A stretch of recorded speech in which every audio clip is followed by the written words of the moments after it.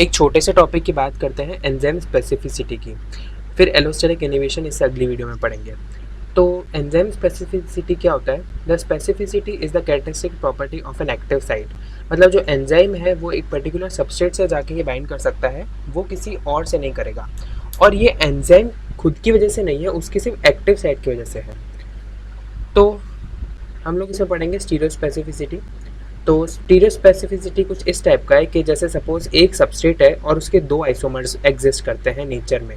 For example hexokinase जो है या फिर ग्लूकोकाइनेज जो है, ये दोनों एंजाइम्स है। और ये हेक्सोज जो है, this can exist in D and L form, और glucose can also exist in D and L form. तो ये दोनों सबस्ट्रेट है और इसके दो आइसोमर बन सकते हैं, डी और L.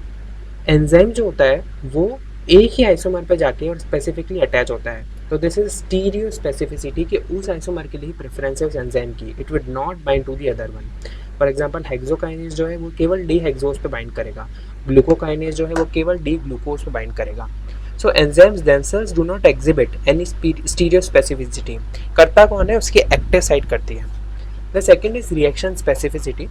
So some substrate molecules can undergo different types of reactions and each reaction is catalyzed by a specific type of enzyme। एक ही सबस्ट्रेट मॉलिक्यूल है, फॉर एग्जांपल अमीनो एसिड है।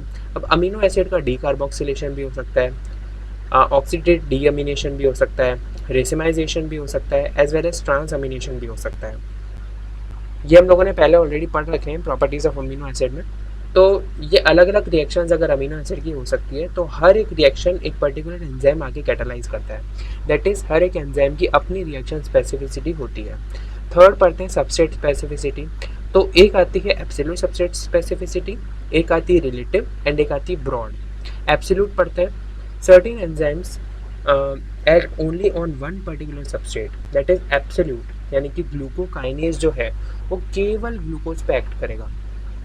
रिलेटिव सबस्ट्रेट स्पेसिफिसिटी, तो कुछ enzyme जो होते हैं वो ऐसे सबस्ट्रेट पे भी एक्ट कर सकते हैं which are structurally similar to the original substrate. For example trypsin, chymotrypsin. तो एक्चुअली क्या होता है ना, ये दोनों जो एंजाइम्स हैं they can act on their own substrate और ऐसे सबस्ट्रेट पे भी एक्ट कर सकते हैं जो कि उनके ओरिजिनल सबस्ट्रेट से सिमिलर है। लास्ट आता है ब्रॉड स्पेसिफिसिटी, यानी कि कुछ एंजाइम्स ऐसे होते हैं जो कि बहुत क्लोजली रिलेटेड होते हैं, क्लोजली रिलेटेड सबस्ट्रेट्स पे ही एक्ट कर सकते हैं।